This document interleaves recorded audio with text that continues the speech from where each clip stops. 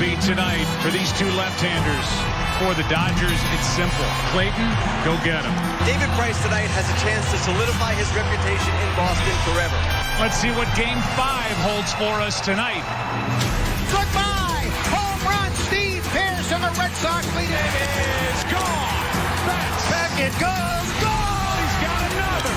How about Steve Pearce? Swing and a miss. Strike three. It's over. Good for them. Wonderful. Red Sox win the World Series.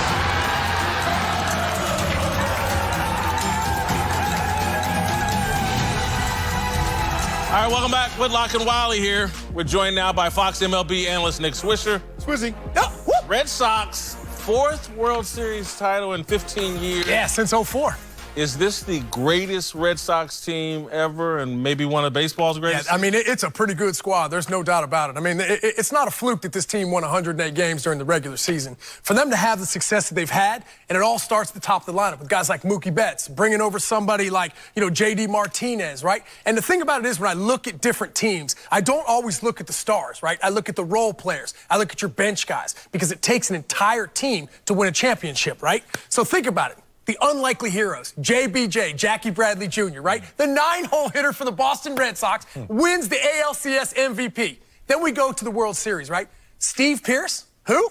Steve Pearce, right? First baseman, gets brought over halfway through the season. Huge move by them, comes over, dominating on the right-hand side.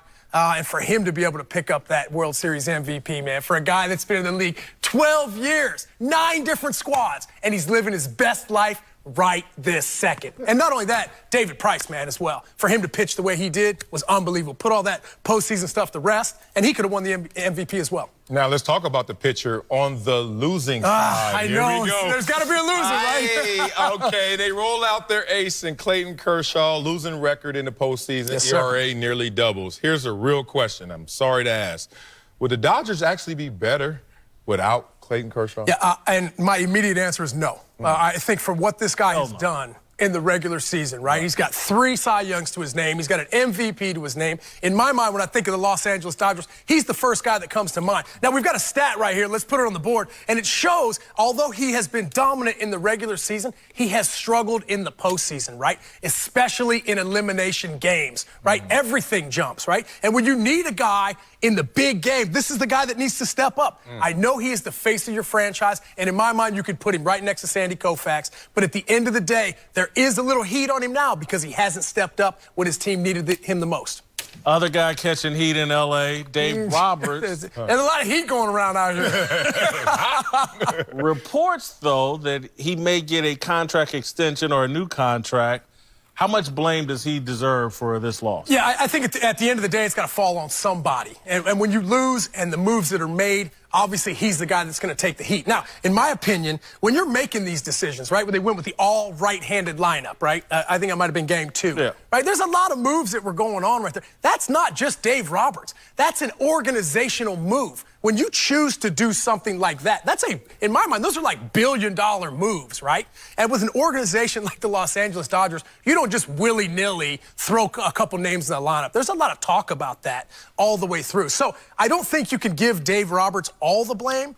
Obviously, the moves he made didn't work out. On paper, they look good.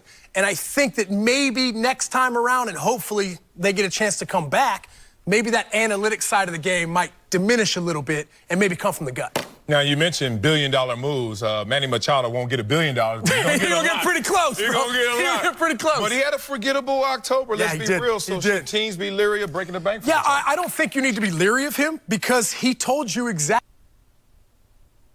the type of guy he is. He told you he's not Johnny Hustle, You know what he can do on the field. He's a superstar. And with superstars come along a lot of other baggage as well, right? I understand that, Manny's the type of guy that he wants to be out there. But let's think about it, right? All of our athletes, they don't have to be superstars. They don't have to be good guys, right? What about Draymond Green, bro? People love that guy. He's an instigator, right? He's kind of a villain. So if Manny Machado wants to play that role, then go for it, bro. But if you're going to do it, live it, bro. Like, embrace it. You think the Yankees will make a play for Machado? Well, you know what? I got to make some phone calls and find out. I feel like with, Didi Gregorius going down with the Tommy John, obviously going to be out the entire season. Obviously, Manny Machado's name's going to pop up.